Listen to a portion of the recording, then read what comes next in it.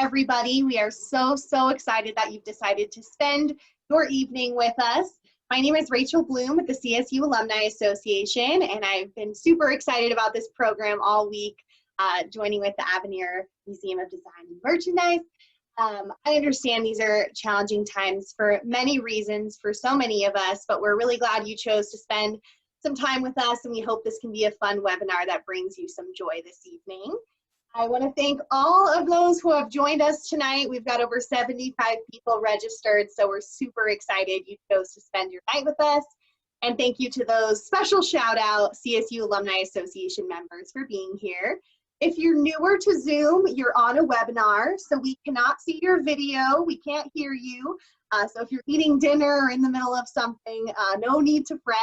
We'll just be seeing our screens and hearing our audio this evening, but the chat is a great place to connect with other attendees and share feedback with us. When you're putting anything in the chat, if you'll click all panelists and all attendees, that way everyone who's joining us this evening can see what you're saying. And if you haven't yet joined on the fun train of welcoming and introducing yourself and sharing where you're tuning in from, please feel free to put that in the chat. We love to hear from you. And we also really love questions throughout our programs. And so please feel free to put any questions at any time in the chat box or in the Q&A feature, and we would be happy to address those as we go on. I'll put some helpful technology information in the chat soon as well, but you're not here to hear from me. You're here to hear from Dr. Katie Knowles. So I'd be very honored to introduce her to you. Dr. Katie Knowles became a curator at the Avenir Museum of Design and Merchandising in 2017, and she is also an assistant professor in the Department of Design and Merchandising. So we're super glad you're here, Katie, and take it away. All right. And for those of you who were tuning in to see Linda Carlson, our curator emerita, I did want to let you know that we had a last-minute switch, and she's not able to join us this evening. She had to have some emergency appendectomy surgery on Monday, so she's home resting and recovering, but she's feeling great. So if you know Linda, no need to worry about her, and we're talking with her about maybe doing something in a couple of months with her when she's feeling better, and we can get this something rescheduled. So I'm going to improvise a little bit tonight and kind of go through some of the things that she and I were going to have a conversation about. Linda was the curator here at the Avenir Museum for more than 20 years. So she has a lot of information about what went on here, and really was the person who helped grow this from a study collection in the Department of Design and Merchandising into the Avenir Museum that it is now, with all of our galleries and our beautiful building that we have that is part of the University Center for the Arts. So the reason that we were thinking about doing a program and heard from the Alumni Association folks is because we have been working on a virtual exhibit, the Avenir Museum's first virtual exhibition, and it's called Threads of Our Community, A History of the Avenir. And we collaborated with our friends, our new friends, and old friends at CSU Libraries in order to help us create this exhibition. And the project that we worked on, the collaboration, was funded in part by the National Endowment for the Humanities. And so we are going to talk a little bit about the project that we did and the things that we had to do kind of behind the scenes in order to get the virtual exhibition up. And certainly invite you to check that out. We'll have some information for you about how to find the exhibition at the end of the program, but talk a little bit about the things that I learned about the history of this museum. It's been around since the 1950s and 60s when faculty started collecting things for the department. And so it's got a long and storied history here at the CSU. So I'm going to kind of switch back and forth between some images that the folks at the library helped us digitize in order to get them from our paper archives and photographic archives into a digital format. And then I'll talk about the two lovely ladies that I have here behind me and the beautiful blouse that is behind me as well. And you'll see a little bit more about them in the images that I'm going to show you. So I'm going to share my screen with you really quick.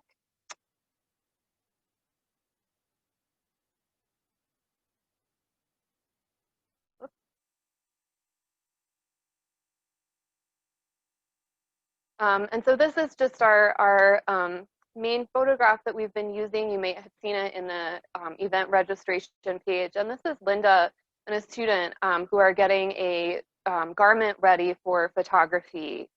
And these are some of the behind the scenes kind of museum work that you'll see in the exhibition is the kind of things that we have to do in order to get ready for everything to look beautiful when it shows up on your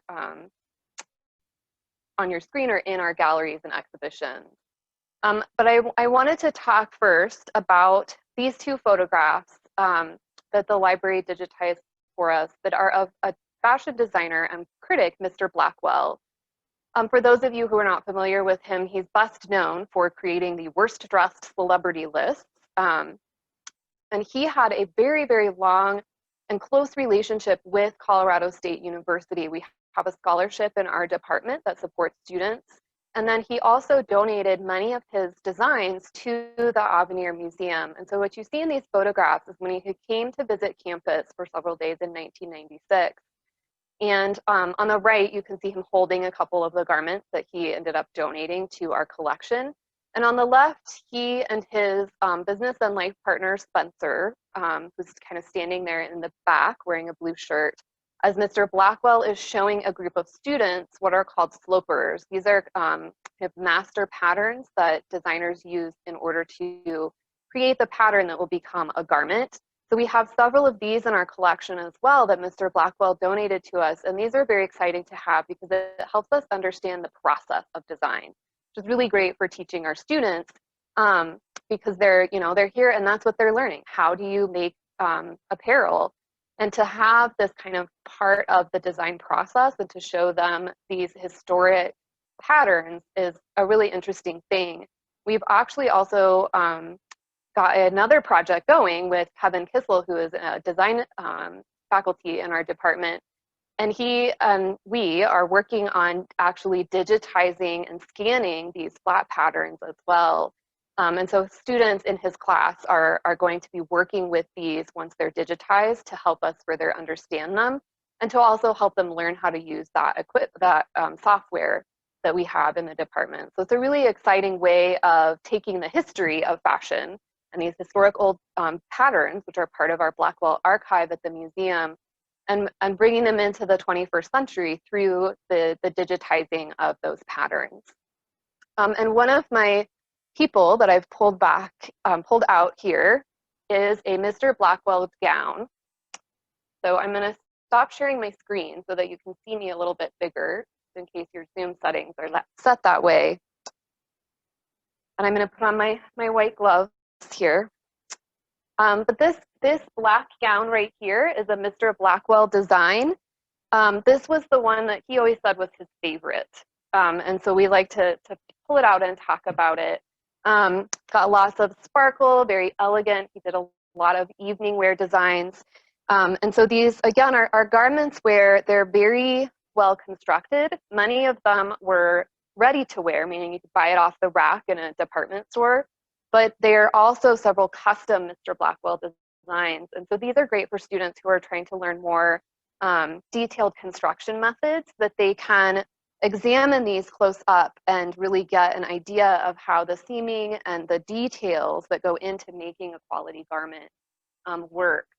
So I've pulled her out here to just add a little bit of Mr. Blackwell sparkle to the party for this evening.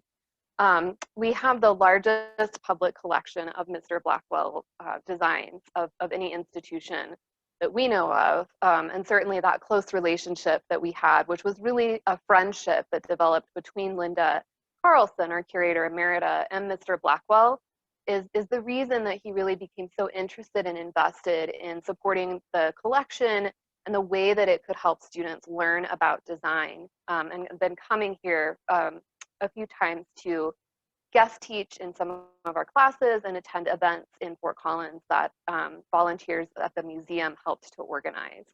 So there's a lot of fun archival information about all of these different Mr. Blackwell activities and the different events that have been held in relation to the Mr. Blackwell collection that are in the exhibition online, and then also in the Colorado State University digital archives called Mountain Scholar. So it's exciting to be able to share those archival materials and information with you all in those venues now as well, and get a little bit more information about Mr. Blackwell out there. I'm going to switch back to my PowerPoint here.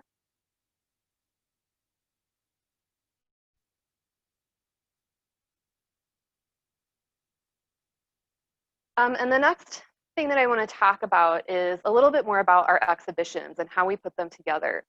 This collection has been exhibited since 1986. And we had for a long time a space in Gifford that moved around Gifford a few times, and then also was in Aylesworth for a couple of years, then moved back to Gifford. And then we moved over to the University Center for the Arts. So we've had many exhibitions of this collection. We've also shown exhibitions of things that have been on loan to us that are not from our collection, but one of the constant people who was here helping to get this collection ready for people to really understand and appreciate in these exhibition installations was Jack Kerfman, who was a longtime faculty member here at CSU, who many of you may know, or have maybe heard his name. And so the photographs that you're looking at here are part of the museum's archives now, where on the left-hand side, you can see Jack and Linda way back in 1990 installing an exhibit that was called Kimono. And that exhibition was curated by one of our faculty members, Dr. Diane Sparks, who is still a design faculty in the department now, and who has done a lot of design work around Japanese dyeing, shibori dyeing in particular. So she's had that long interest and curated this exhibition along with a collector of kimono, who eventually donated that collection to the Avenir Museum. And then on the right-hand side, you can see Jack, after he'd retired many years, helping our current assistant curator and collections manager, Megan Osborne, with planning the layout for one of the first exhibitions that was installed when our new building that opened in 2016 that went into the Lucille Hawks Gallery. Lucille Hawks is a CSU alum of our department, and she would love to make miniature quilts. And so all of the quilts you see in that photograph were made by Lucille, donated by her to our collection. And the gallery is actually named for her as well. So that's why that was chosen for the first exhibit to go into that gallery. But you can see that Jack was involved here at the museum and with the collection for so many different installations, and there are tons. I had a hard time picking which photographs to include in the program tonight, because there's so many wonderful images of him installing exhibitions, or especially images of the exhibitions that he designed for us, that you can just see how much fun it must have been to see those installations, even from looking at the photographs and the ways that he thought about how to put things together to help tell the story that the garments and the textiles reveal about history. And I pulled one thing. We have several things that Jack Kerfman and his family have given to us that are in our collection. And this is one, this is something that is one of Linda Carlson's favorites, and I love it too, is this pale white garment here. And it's on, you can see kind of a special looking mannequin. This is a chemise, and so she's actually in her underwear here for you this evening.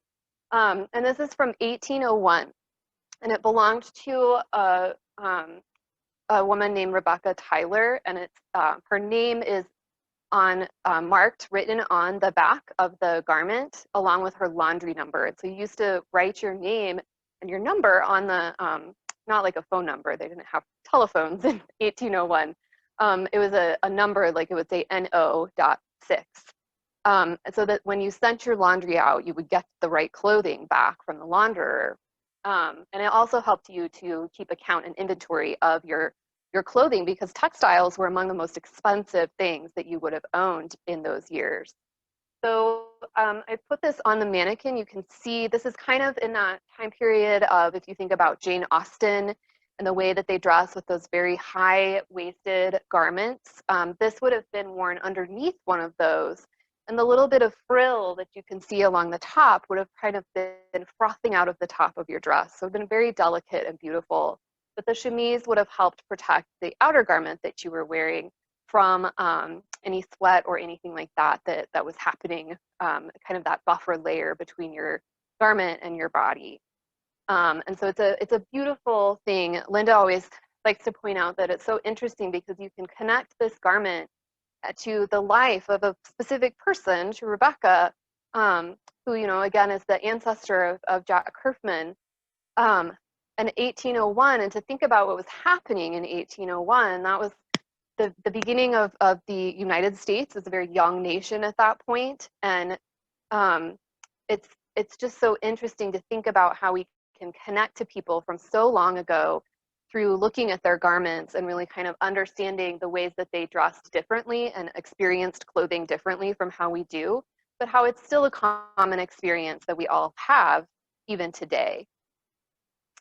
The last thing that I want to talk about here, whoops, forgot to share my screen. Sorry, this is my first Zoom as a presenter, so bear with me here.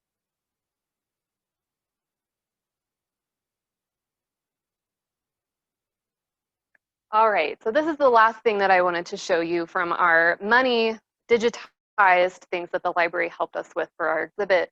This is a photograph from our first exhibition in the Avenir Gallery in the University Center for the Arts building that opened in 2009. And in this photograph, you can see Linda wearing a long sleeve light blue shirt. You can see Megan Osborne, who is our assistant curator and collections manager, wearing the jacket with gray sleeves. Looks like she's maybe asking Linda a question.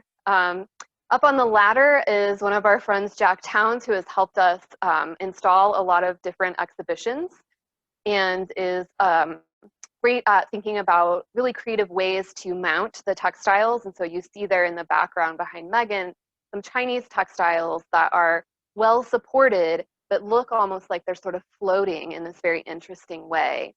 And the other people in this photograph are students that were in a class, and they actually did the research and did the installation for this exhibition. It was called Window to the World, and it featured different textiles and clothing from around the world to kind of be a showcase of the Avenir Museum's collection and the many different things that we have here from all sorts of different time periods and cultures.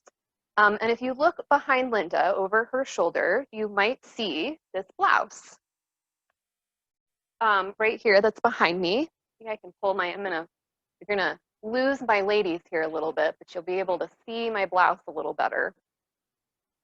And so this is a blouse from India. It has a lot of embroidery on it. It has some small mirrors on it. This is called shisha, where they embroider the mirrors around the textile, and they're very reflective. And this is worn by Rabari women in Gujarat, which is in the western part of India. And this garment I pulled in part because it's great to see it in the exhibition and then pulled out here from storage. But it's also something that was donated to us by Jan Els. And she was a longtime faculty member here in the department. She taught the historic textiles class for many years. And she was the one who compiled and collected all of these archival materials from the mid-1980s into the late 1990s. And so we have these wonderful pieces of information about our collection, thanks in large part to Jan's efforts at collecting and organizing them. So, I mean, we have meeting minutes from the Friends of the Gustafson Gallery group that used to meet and help Linda with events and activities from the early 1990s that really help us understand the great amount of people that have supported this collection and this museum over time. And so that was something that I wanted to just sort of mention Jan, and that she also as a lover and appreciator of textiles as well, and has donated some objects to our collection, including this blouse. So the last thing that I just wanted to talk about was Linda herself. And these last couple slides I'm calling other duties as assigned, because that is the nature of curatorial work. You never quite know what might happen when you show up to work in the morning. You might be photographing quilts, or you might be carrying mannequins from one part of campus to another because you have a new facility that's open. So here you can see Linda participating in both of those activities. And then she also was a person who still, she is still a person who loves a good party. But again, you don't know if you're going to show up with a white rabbit costume on to a tea party on the top photo there, or in 1940s themed outfit for the Fateful 40s exhibition, or just, your fanciest outfit to come to the opening gala of our 2016 building grand opening, where you get to spend time with one of your former students, Megan Osborne, who is an alum of our department and who has been here working at the Avenir Museum now for more than a decade. So we're very grateful. Sorry. We're very grateful for Linda and everything that she has done. Sorry. And to the many people over the decades who have helped to support this collection so that it is here for our students and our community to learn from and to appreciate the ways that we can understand each other through textiles. I'm going to take a minute here to rearrange myself, and I will stop sharing my screen and open it up for questions that you might have for the rest of the program. And then at the end of the program, we'll again tell you a little bit more about our exhibition and how you can go see it online and actually help us add to the exhibition yourself. So here we go.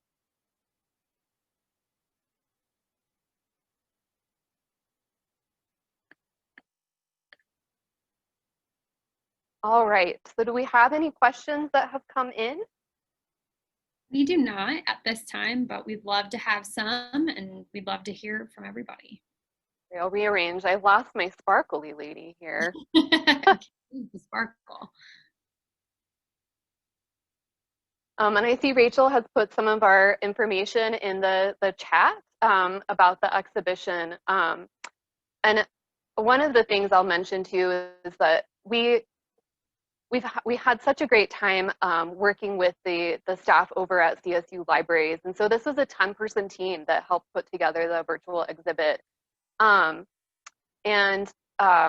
So it's something where I think a lot of the time we don't always realize the amount of work that goes on behind the scenes before we open up a website and see it's how beautiful it looks. And so we're very grateful to have gotten this grant from the National Endowment for the Humanities. It was a Special CARES Act grant that helped support the portions of our salaries that went to the time we spent working on this project.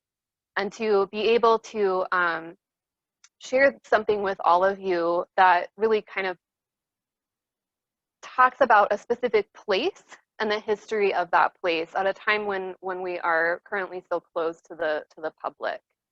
So I see now we've got some questions rolling in, so I'll stop rambling on. Oh, you're good. That's all important information. Can you see what we have to answer here? Yeah. So the first one was, I don't know the name because it's but a attendee wanted to know about the punch story. The punch story. Oh my gosh, that was so funny. When I was researching this exhibition, one of the things that happened is we've been researching this since the spring of 2019, and there's been several students who have helped with this, the research for this exhibition. And so we were kind of going along, and we were going along in the early spring of this year, and then everything shut down. And so I was sort of, I live about 1.5 miles away, but I couldn't come to the museum and look at the archives. It was really hard. But as soon as I was allowed to come back in June, I was just going through all of these things that Jan Els had kept and trying to decide, what are we going to feature in the exhibition, which things are we going to digitize and send to the library. And I kept seeing, it was so funny, whoever was taking photographs of the events that they were having for the collection and the exhibitions, they would always take a picture of the food table. So we have this wonderful documentation about the snacks that have been in our programs over the decades. And there was always a fancy punch bowl with a different color of punch in it. And so it was just something funny that I noticed, and that's not, you notice these things when you're going through primary sources for researching history, and they're just interesting little tidbits of information where, again, you're just seeing people's lives and what they thought was interesting to save and document. And they really thought that it was important for us to know that they had punch. And so I have proposed to the staff that when we are able to have events in person again, that maybe we need to bring back the punch bowl of the collection. I'm not sure if I don't think we still have the punch bowl, but we might be able to have some colorful punch at some of our programs in the future. All right, our next question is, what is your favorite textile at the museum, Katie? I thought I was going to get this question. We were talking about this earlier today, and I have to tell you that it changes by the moment. We, over the last couple of days, have been taking photographs of the collection of garments that we have by the designer Arnold Scazio. And so I currently, of course, am just wild about a bunch of the Scazio pieces that we have. One of the things that Linda and I have bonded over is our love of very mundane, simple textiles, because those are the things where when you look close at them, you have to spend some time and take a moment to look and see why it's interesting and beautiful and important enough that somebody saved it and that it ended up here in a museum.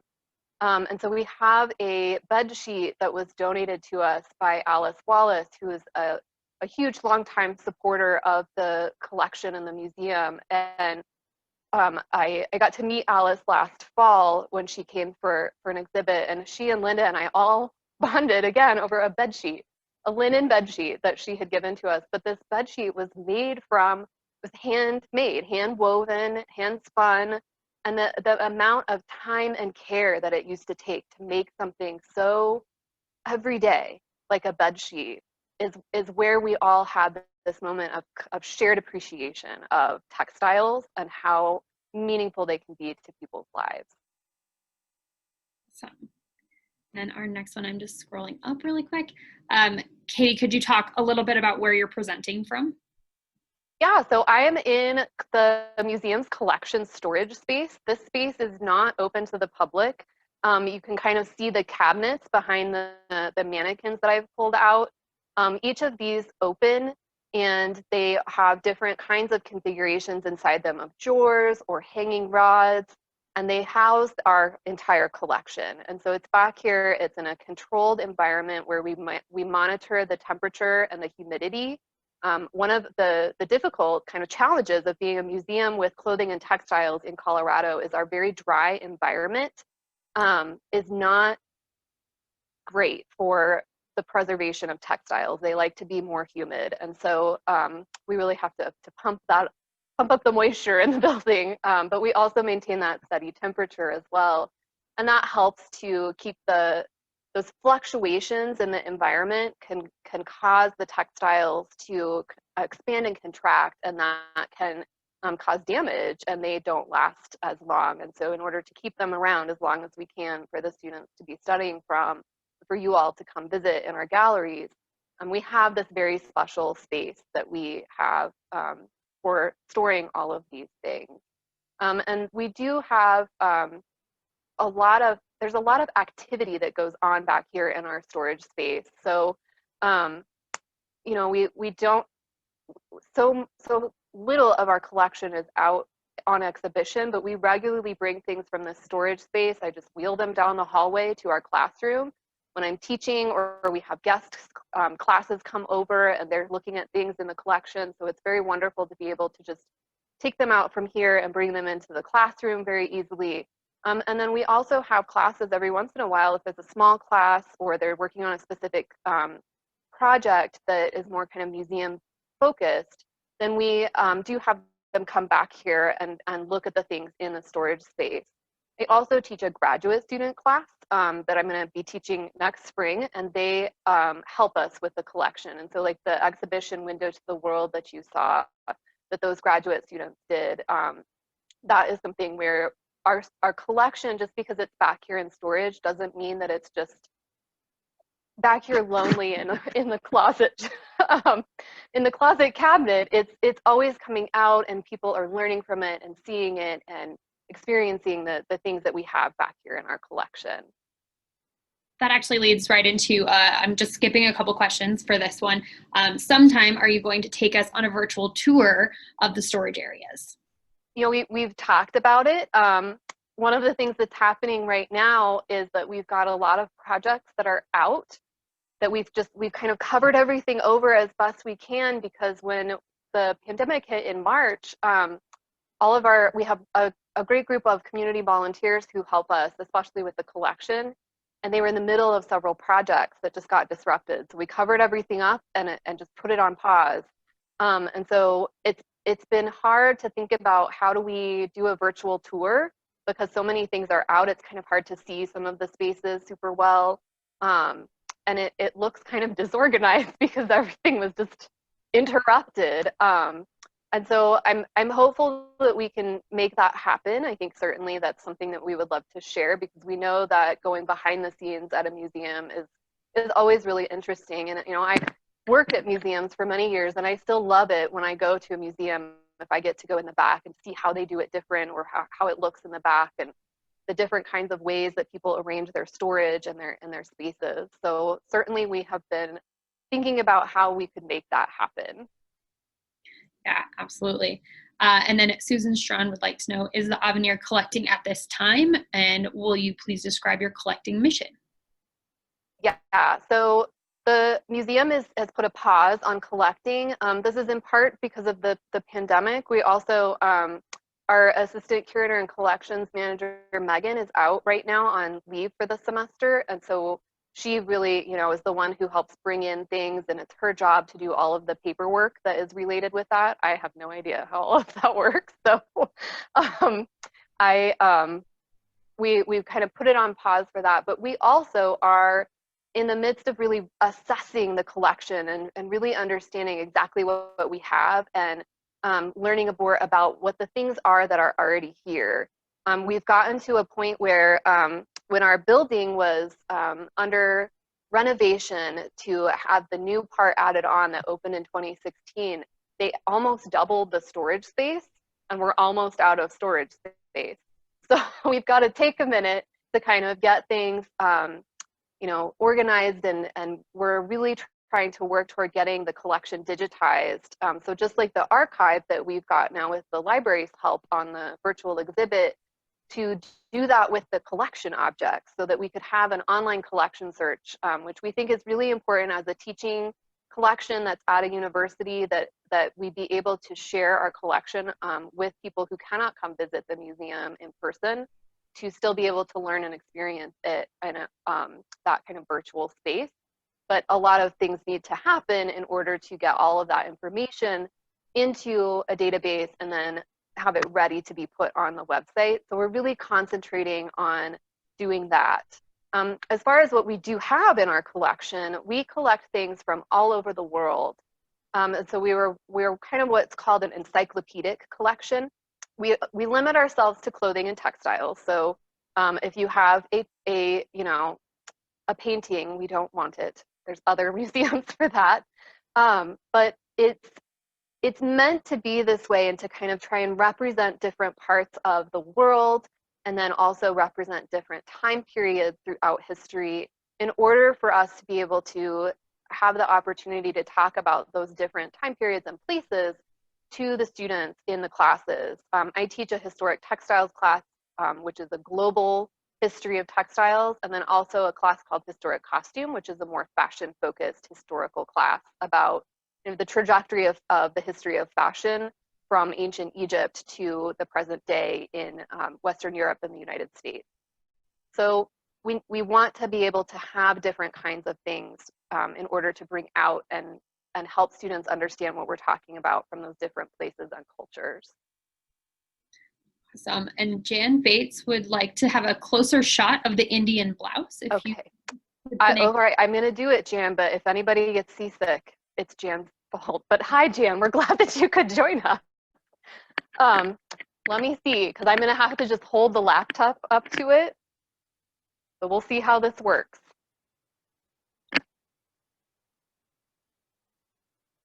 I can't really see what I'm doing. You're good. If you could go up to the top and then move slowly down, I think that would be lovely. Am I at the top? There.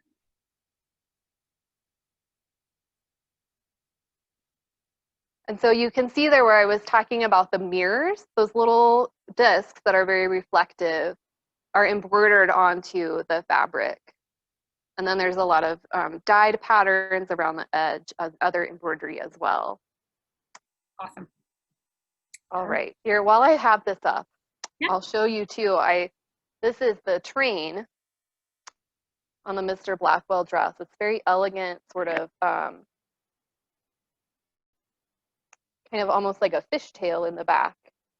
Lots of sparkle. Beautiful. And then you're getting some of our other shots of other parts of the storage room there. There's a small virtual tour for you. And then our next question is, I'm sorry, I want to scroll up and see if I can say the name. Patty Cashin said, can I offer to volunteer in the collection? So yeah, so I've been talking about our volunteers, and we are so fortunate that we have so many people who would like to volunteer that we actually are not accepting new volunteers at this time. And as I mentioned too, right now we don't have anybody who's coming to volunteer at the museum. We haven't had anybody here since March, and so the ability to have people come and do the volunteering is not happening for anybody right now. But certainly, you know, after everything's kind of calmed down and we're back to regularly scheduled programming, you could always reach out and see what's going on. Our volunteers really, you know, a lot of museums, the volunteers are mostly doing like docent work. Where they're kind of giving like a guided tour or helping to greet people who come to visit. We actually use our volunteers to help mostly with the collection, to do like processing of new collections, researching, helping with some of the exhibition things that we do, certainly helping with that digitizing that I was just talking about. And so it's very interesting volunteering stuff to do, but it takes a lot of one-on-one information working with the staff at the Avenir Museum. And so we just have to make sure that we're balancing the volunteers that we've got and the work that they're doing and still being able to get done with the other work that we've got to do. So certainly always be, you know, checking and thinking about us, and reach out when you're interested, and just kind of see what's happening at the museum. We're certainly looking at hopefully continuing to grow, and so we may have other kinds of volunteer opportunities in the future as well. Awesome. Hopefully that answered your question. Next we have, can you talk about repairing or salvaging damaged textiles that have come to your museum? Yeah, so we try not to take things that are severely damaged. We don't have what's called a conservator. This is a very specific job where it requires a lot of training to be a textile conservator. And they usually almost always have a master's degree in textile conservation and have worked for many years doing that kind of work. And they have very specialized knowledge about how to care for different kinds of fibers, how to recognize different kinds of staining and what might be done to alleviate some of it. And they're really focused on conservation, like their job says, and kind of preserving the garment and the textile rather than restoration, where you would try and restore it back to its original way that it looked. And so if something is maybe stained, but you don't think the stain is causing any kind of, it's not like interacting with the fiber or the dye that it's going to cause damage, it may be safer to actually leave the stain there, but it's stained, and so it doesn't look like it did when it first was made, but it still is preserved to the best ability. And since we don't have somebody on staff who does that, we try to make sure that we take things that are in good enough condition that they can be handled by students in classes, because that's something that our collection is very active in that way, where we bring something out into the classroom and we give everybody white gloves and you can actually handle the things yourself. And so it needs to be able to withstand that kind of little bit of extra wear and tear.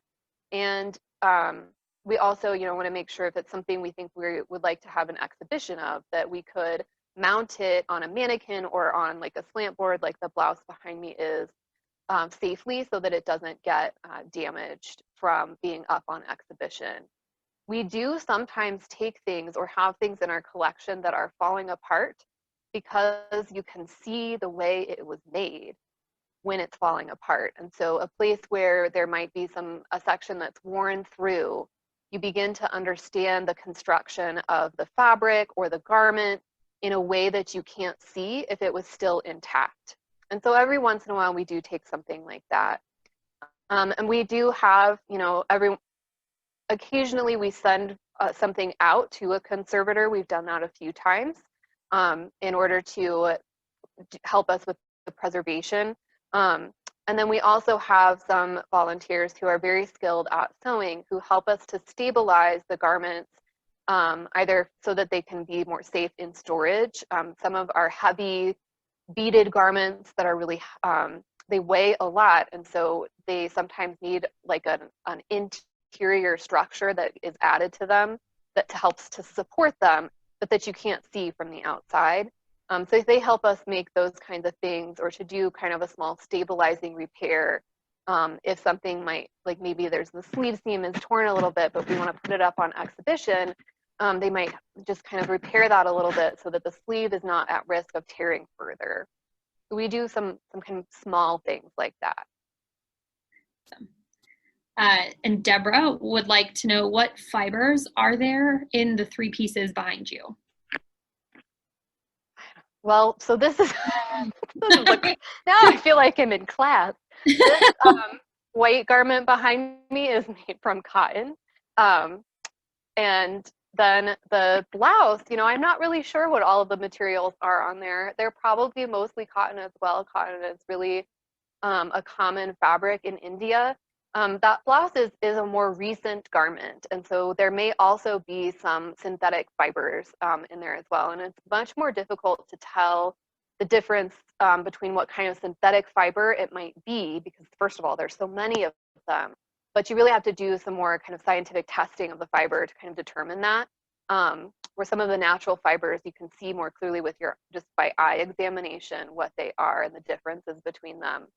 The Blackwell gown, I believe, is a silk crepe. I'm pretty sure that's what it is. Oh, it's a slubbed silk, sorry. So it has these little kind of sections in it where there's thicker threads that create this kind of slubbing, kind of a textured look to the surface. But mostly I think I could say it's not made from fiber, it's made from sequins, because it's very sparkly. Awesome. That was great. Next, from Michaela, does the collection have items from CSU astronauts that represent their careers and achievements? Yes, it does. Well, okay, so he's not actually an astronaut. He's a medical, is he called a doctor? I don't know if he's some kind of medical professional who went up to space to take care of the astronauts while they were in space. So I should, get the details right there. But yes, we do have a CSU t-shirt that went to space that was worn by our CSU alum who, again, was helping to monitor the health conditions of the astronauts. And I think that was also when they were doing the study on the twins, where one of them went to space and the other one stayed on Earth. And so that was kind of some of the medical information that he was gathering. So yes, we do have things that went to space. When it came in, he let us know he never washed it, which sounds kind of gross, but it's also, everybody said it smells like space. So we don't really know, but it's carefully put away in its own box, he also donated a flag, a small flag that he took up with him. And so we've got both of those things in our collection. We have several things from CSU in our collection that were in an many of them were in an exhibition over the last academic year in connection with our 150th anniversary of CSU. And we still have a video tour up on our website of the Proud to Wear exhibition that those were in the spring that got closed in March during the pandemic early days. But you can still go see that up on our website. You can see it on our website. Sorry, I was trying to get the link. I will put the link. They're trying to multitask. I will get the link and put it in the chat if you would like to see our kind of makeshift virtual exhibit that we did for Proud to Wear. Yeah, it was really quick when when things were just closing down. We ran up here and just went around the exhibits before everything closed. So thanks, Rachel, for saying you love it. That's awesome. Our next question is from Jan as well, and it says, "How is your supply of padded hangers?" Oh my gosh, Jan, you would not believe our supply of padded hangers is amazing. And so what Jan's talking about, I'm going to go grab one real quick. I'll be right back. Might as well. We're in the back there, so I'm in storage, so why not? Right. This is a good sort of virtual tour for you, those of you who asked.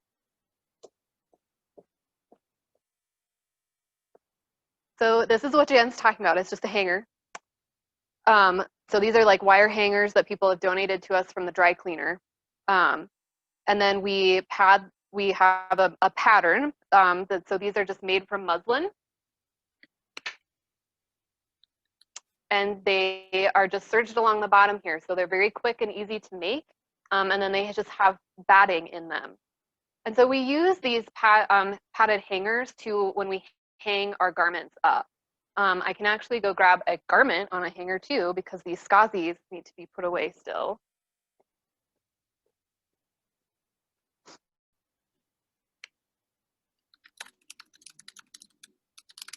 Rachel, you beat me to it. Rachel has put the Proud to Wear link in the chat. So if you haven't seen that yet, definitely check it out. It is really special because Katie is walking through the exhibit with you, kind of explaining her thought process and what's in there, which is really special. Yeah, so this is a jacket by Arnold Scazio. I was just talking about. We took photos of his garments over the last couple days.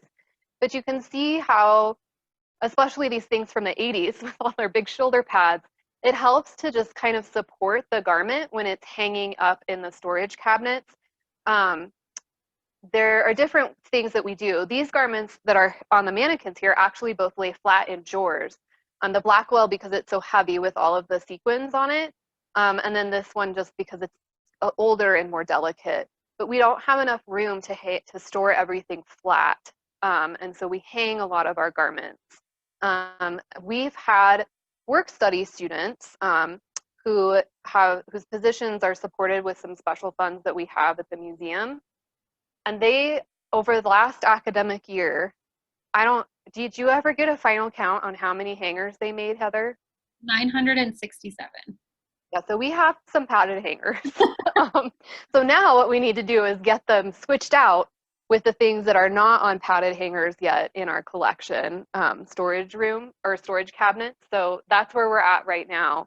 And we've also had great relationships with local sewing guilds and other volunteers like Jan, who have made some of our padded hangers that we have as well. But it was a great project for the work study students to come. We love having them here and helping with the collection. And often they're here when our community volunteers are here.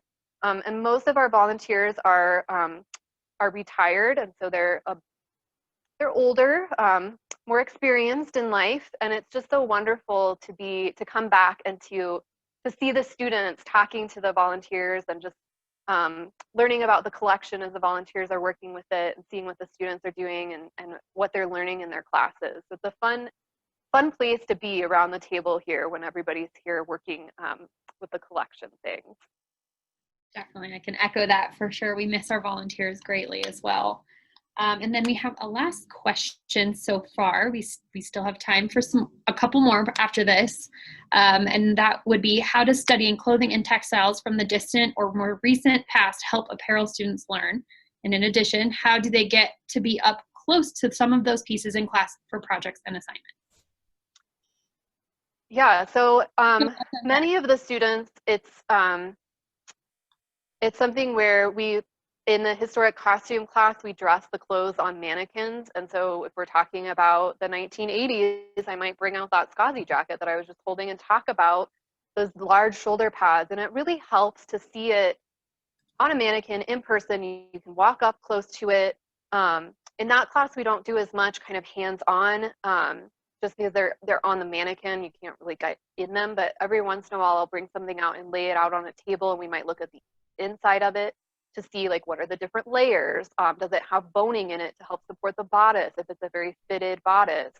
If it's a men's suit, is it like, what's the tailoring look like? What does a well-tailored suit involve with all of the finishes that need to go into the shaping and the details? And so those kinds of experiences are really unique when you are able to look at the textile itself. In the historic textiles class, it's about world history. You get to see things that are from all over the world, a place that you may not ever go. I mean, there's things here that I would never have seen in real life, because I don't imagine that I will get to go to all of these places in my lifetime. But I get to see the textiles that people have made. And when you look at something close up like that, especially things that are handmade, and so like the hand embroidery on this blouse, you start to see the little imperfections, which are what really make it special, because somebody has taken the time to hand make it, and you kind of have that connection to that person through looking at what they spent their time doing in order to create something interesting that someone would enjoy wearing or using. The hand-dyed textiles are also really quite phenomenal to look at up close, because you really see the dimensionality of the hand dyeing and how, I don't know, there's interesting things that hand dyeing and natural dyeing methods can achieve that, you know, synthetic dyes and machine dyeing processes can do other things that are really interesting, but we're so used to those in our everyday lives that we don't maybe notice them as much. And the natural and hand dyeing methods are a really unique experience to be able to see and to appreciate. That is, it's different when you get to see it in person than when it's just on a slide. Oh yes, Jan, we know about the chainmail. That's one of Heather's favorite things in the collection. Absolute favorite. It's the coolest thing ever. Yes, the chainmail's pretty interesting. And it's I don't know, there's just a different experience. It's been challenging this semester. I've been teaching historic textiles completely online. And so what I've been doing is coming back and doing a lot of videos where I'm just holding my cell phone and I'm walking around and I'm getting up close and showing the students what the things are back here. So they've kind of gotten a virtual tour of the back, which is not something we usually do in class. But it's been hard to try and help them kind of convey to them what they're looking at, where again, like I'm able to show them kind of some of the details a little bit easier than when we're in class all together. With so many students in the class, I can't always get around to everybody to really talk a lot in detail about the textiles that are laid out on their tables. But they are usually examining them in small groups of 4 or 5 together to look at them and to talk through what they see and what they're noticing on the textile in relation to the lecture and the readings that we're doing for class. And so it's been interesting this semester to not be able to do that, but to still think about how can I use the collection to help students learn. And to think about ways that maybe I could combine those two things together when we are back to in-person classes completely. One of the reasons that we don't have the objects out in classroom is because when the fall semester was starting, we still didn't have a whole lot of information about the effect of the virus and how long it would kind of be on the surface of different kinds of materials. But there's been a lot of testing out about that, and it doesn't seem like it's something that we need to worry about. But I'm not a health or medical professional, so I'm just looking at the studies that they've been doing for museum and library materials, and that's kind of what the conclusion seems to be. And it's also something where I couldn't have 4 or 5 students at a table all looking around closely at a textile, and I can't lay the textiles out right now because all of the tables are 6 feet away. And so there's no place to put the objects out safely for anybody to examine them, either 6 feet away from each other or in small groups. We can't get that close to each other. So it was something to kind of rethink this semester, for sure. But the students also do research related to the collection. This semester, the students are actually instead researching a textile that they have at their house and trying to think about the ways that it is connected to global history of textiles. So that's where we've shifted our focus a little bit this semester. I think we have time for the last 2 questions, which for Jane wants to know, what is the approximate number of items in the Avenir's collection? So the number we have on our website is 25,000.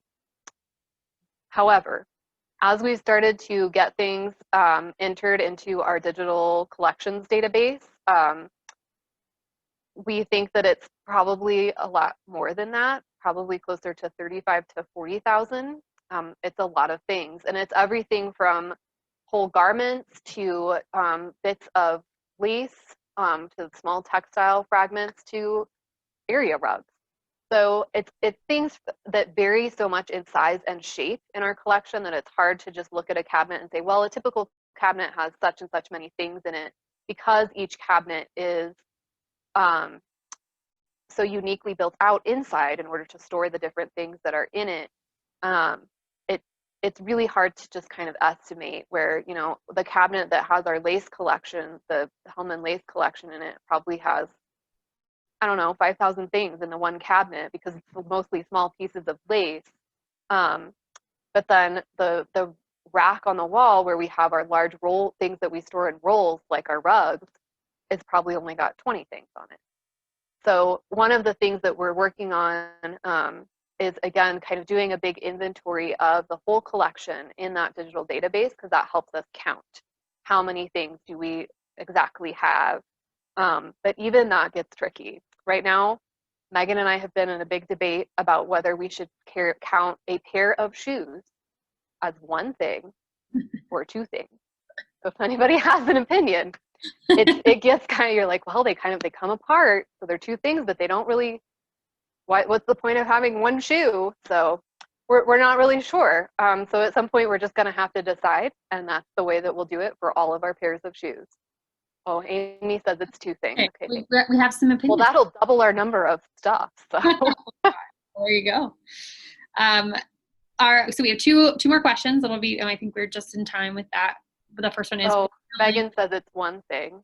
Oh, See, I don't know, Megan. It's an ongoing. And then, what buildings are your classrooms located in? So we have a classroom here in the Avenir Museum. It's actually a pretty big space. It was designed to be very multifunctional, and so that's usually where we have our public programs as well.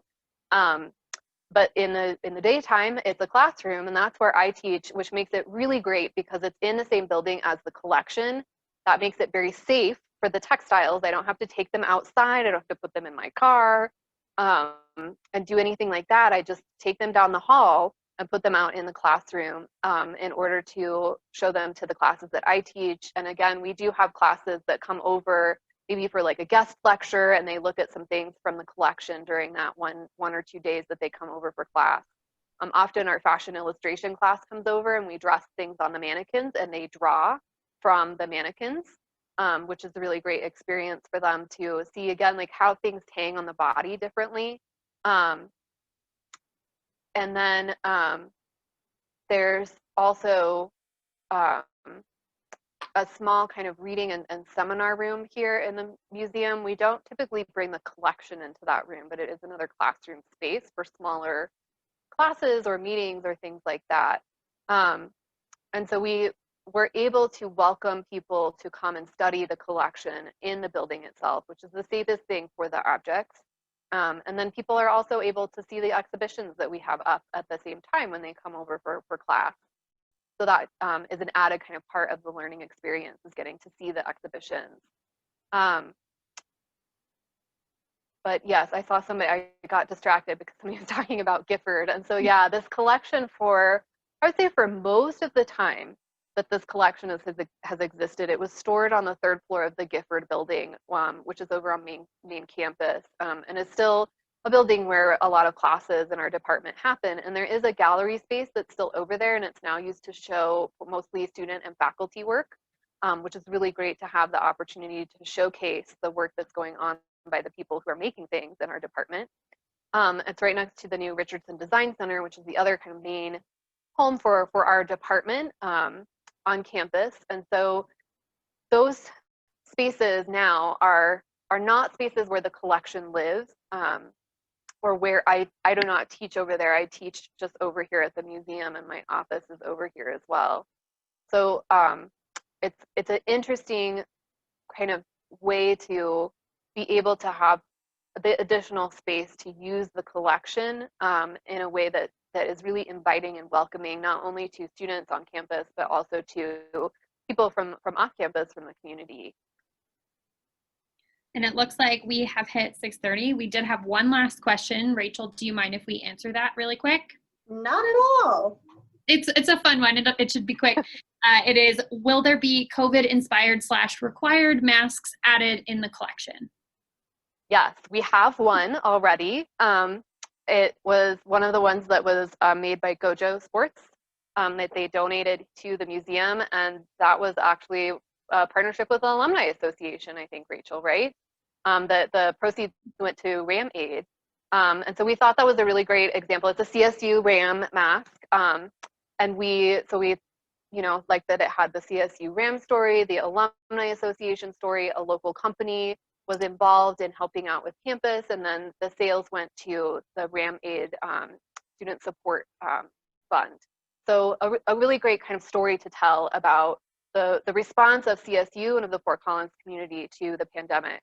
We have also reached out to some of the folks who have been on campus doing research. As you've probably read in the news, CSU is a leader right now in COVID research, and we're very glad to be part of a university who's on the front line in that way, and have reached out to some of those folks to say, hey, if you're experimenting with some kind of textile, like the mask experiments or something like that, or is there something special that's in your, like, do you have a special lab coat you've been wearing, save it for us, and we'll get back in touch with you in the spring and talk about maybe getting it to be part of the collection. Because one of the things about our collection of CSU things is that a lot of them are athletic apparel, which is great to be able to tell that part of the CSU story.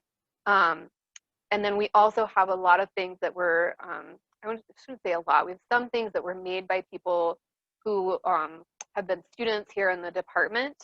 But we don't have a way to really tell the story of the research at CSU through our objects. And so we'd like to be able to do that a little bit more.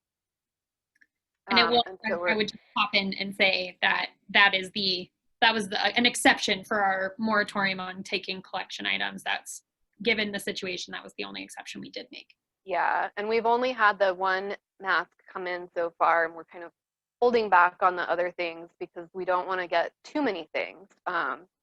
That we have to be strategic about which things we take in, because when we take something in, we are committing to caring for it for the rest of its life, not my life, its life, the object's life. So we have to think very carefully about that. As we're kind of wrapping up here, I know we've got the information about the exhibition threads of our community in the chat. And one thing that I wanted to point out is that there are spaces there for you to submit your own memory of the collection or the museum. And so I know we've had a couple people talk about their memories here in the chat. We would love to have you go on and share that again on the museum exhibition website. And we also have a space for you to tell us your ideas. So what do you want us to do next? So new exhibits, programs that we would like to come to, all of that kind of good stuff. We'd love to hear what you all want us to do, and it helps us to think about our collection and the museum and our galleries in new and different ways that might not have thought about before, or to kind of light a fire under ourselves to do that thing we've been talking about when somebody says, yeah, you should do that. So please go visit the exhibition. And again, thank you to our CSU library friends and to the folks at the Alumni Association as well for partnering with us and helping us with this program. We were a little daunted by Zoom, so we're glad for their help and support. And thank you so much to all of you for attending the program this evening and spending time with us. This was very fun. Thank you, Katie and Heather, so much for bringing this program to everyone tonight. I learned a lot and had so much fun spending this time with you all. So thank you. Everyone, stay stalwart and go Rams. Take care. Bye.